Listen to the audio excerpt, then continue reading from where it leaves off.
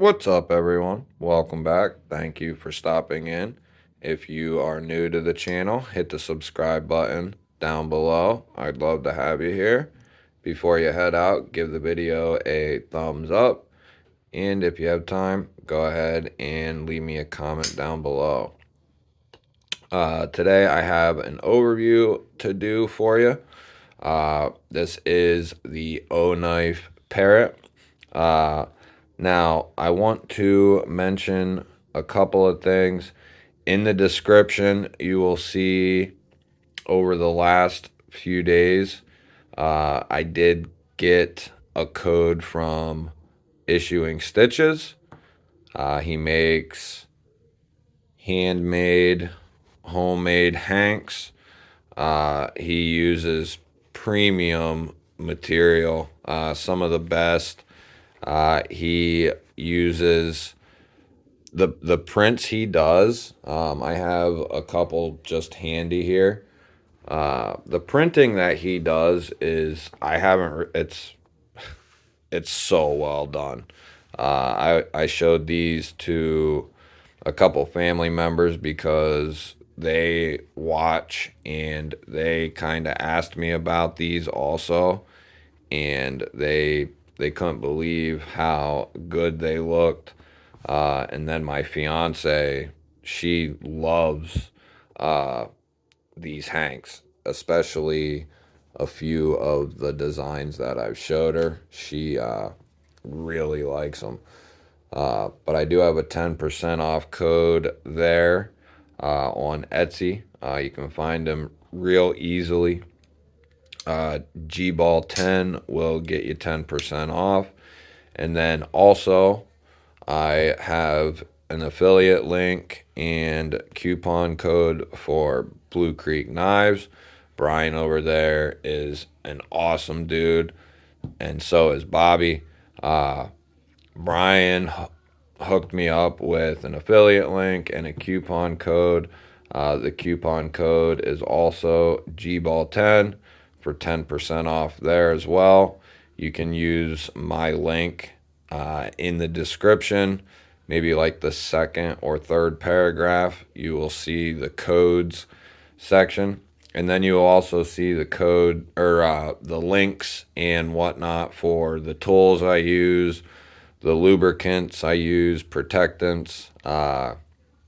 You'll see links to all the stores that I love to shop at. Now, the only two that I have anything to actually do with is Issuing Stitches and Blue Creek Knives. Everything else is just where I like to shop or where I do shop. And then below that is a list of people's Instagrams, like Issuing Stitches, like Lefty EDC. You will see EMP EDC, Vero, also linked down below. Traditional pocket knives, you'll see EDC Roundtable linked below. So there's channels down there that you can check out. You might have heard of Lefty and you might be subscribed there. And if you're not, you better head over there right after this video. But if you know you're subscribed to him, there might be several other guys on that list that you might not know about, and they are all definitely worth checking out and hitting the subscribe button on for each one of them guys. They all do an amazing job in their own right, and I'm still adding to that list. So if you're watching this and you don't see your channel, either A, I just forgot, B, I just haven't gotten to it yet, because I do have a list on my laptop that I add to, and then I just bring it over eventually. So either A, I just forgot, or B, it's just not there yet. If you want it there and you don't see it, just let me know and I'll gladly add it to the list. But we'll get back to business. This is the OKnife Parrot. We are going to just do a overview of this guy. I didn't really get a chance to use it that much, and that's by my own doing. I bought this knife. I got it with something to do with Olights. I think it was in a package where I got it for a little less or whatever. You know how Olight does. But I like this knife. It's a goofy looking knife.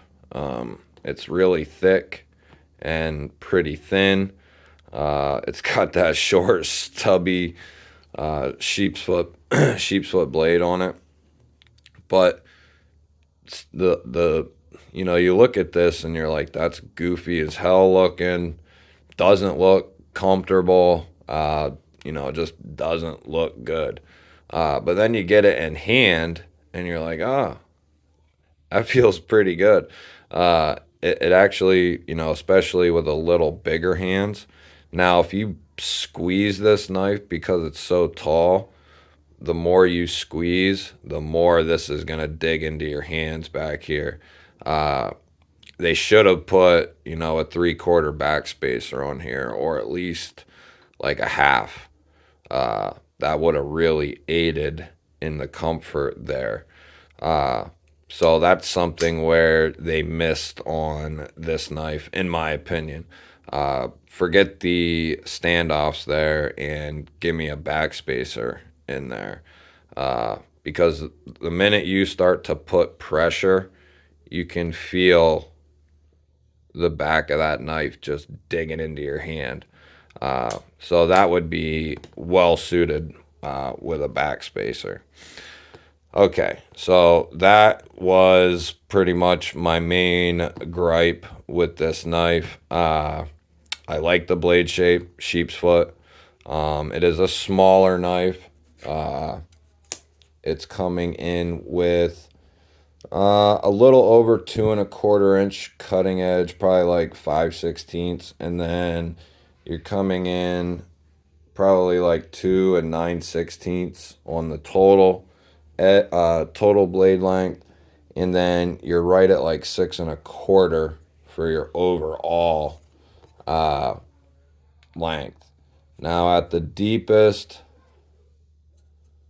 this is coming in a little over 1¼ like 1 5/16.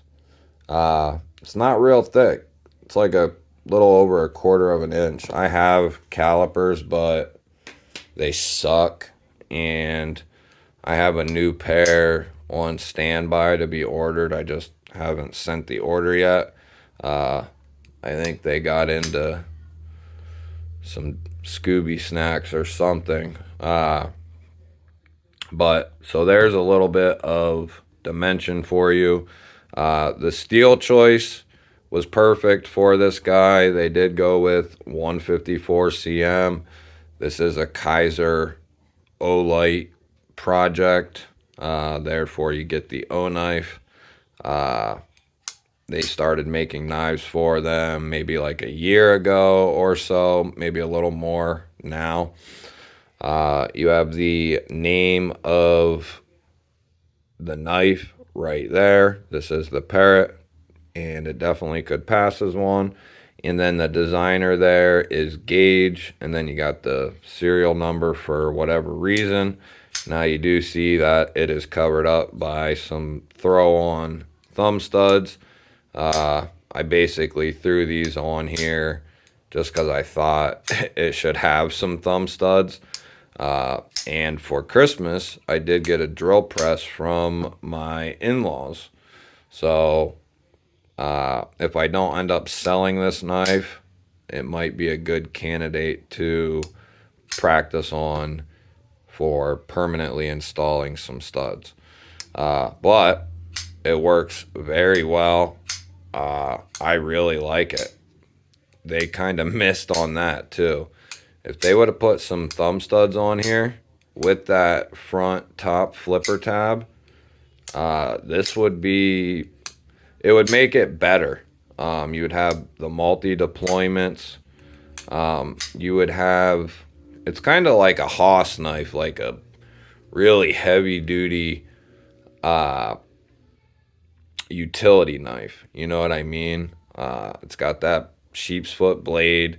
It just almost, that's what it reminds me of, is like a utility knife on steroids, so to speak. You know, if this just slid in and out of the handle, that's kind of what it reminds me of. So it does have that utilitarian aspect of it.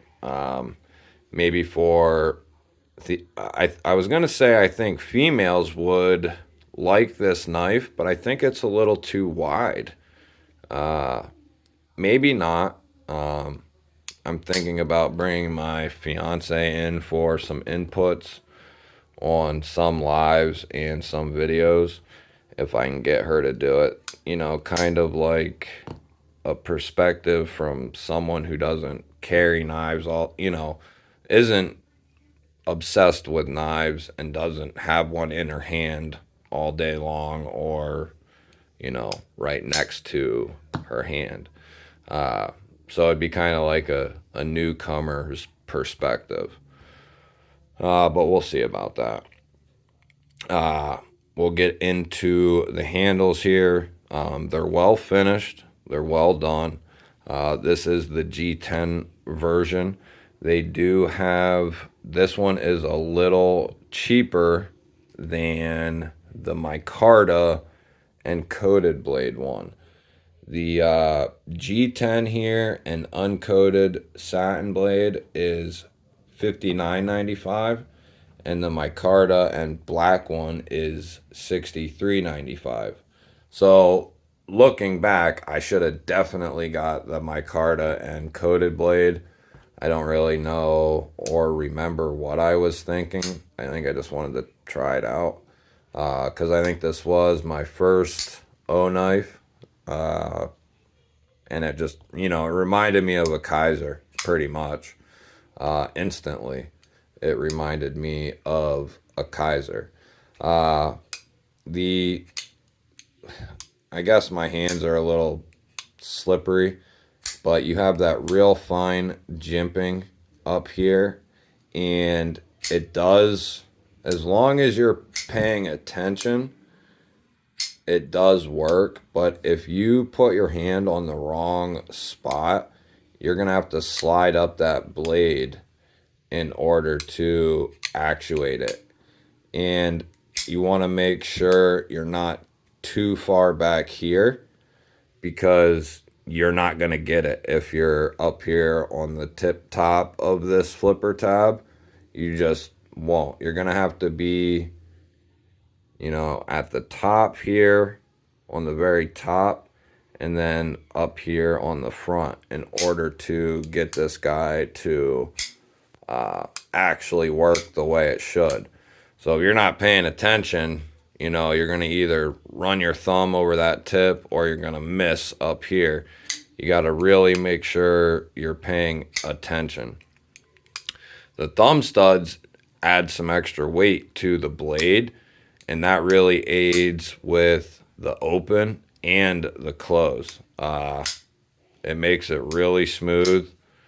The weight, extra weight on the blade really helps this knife out. And the cool thing is they both, the thumb studs, both of them work very well. If they were just, you know, right at the very top of the scale here, I think that would be a good move. They need a Parrot 2 or something. A short, deep carry clip, which I can get along with. I'm not a huge fan of the real bright, satiny hardware with liners. If these liners were, say, like stone washed or bead blasted or sand washed or something, you know, darker, then I could maybe see the satin with the satin blade. But there's just too much satin going on for me. You know, and then you got the pocket clip on this side. So it's just, it's a little too shiny for a more budget-ended knife. I'm not a big fan of all the satin, especially the liners. Deployments, scales, and there's only those two versions that I mentioned. Pocket clip, the hardware. We can weigh this guy, and then I'll get you guys out of here. I'm probably going to put this knife up for sale, which is one of the reasons why I'm doing the overview now. I probably will sell it. It's coming in at 3.625.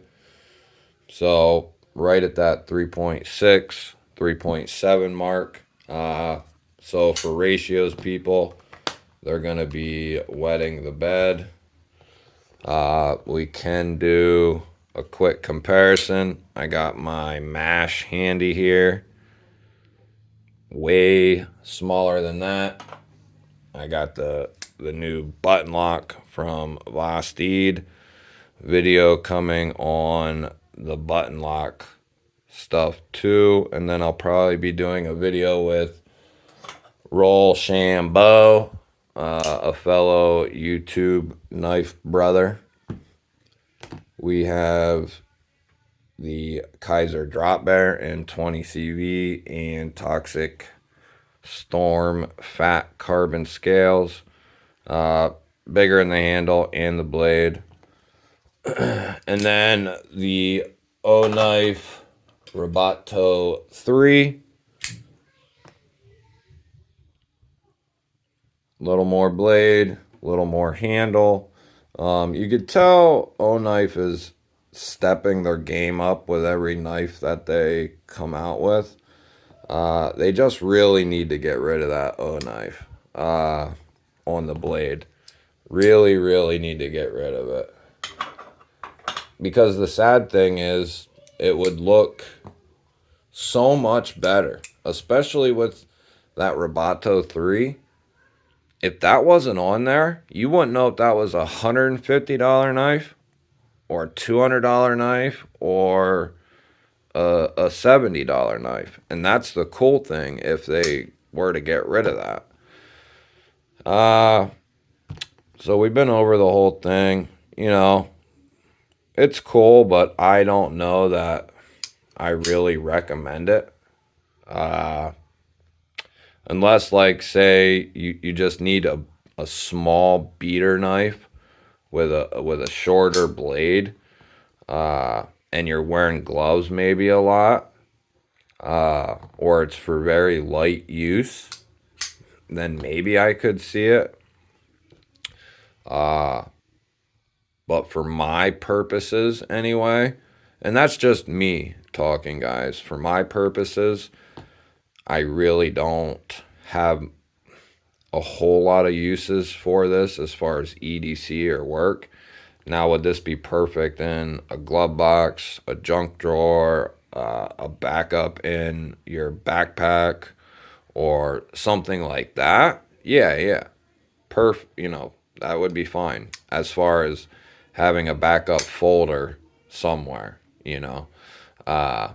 So in that sense, yeah, I could see that.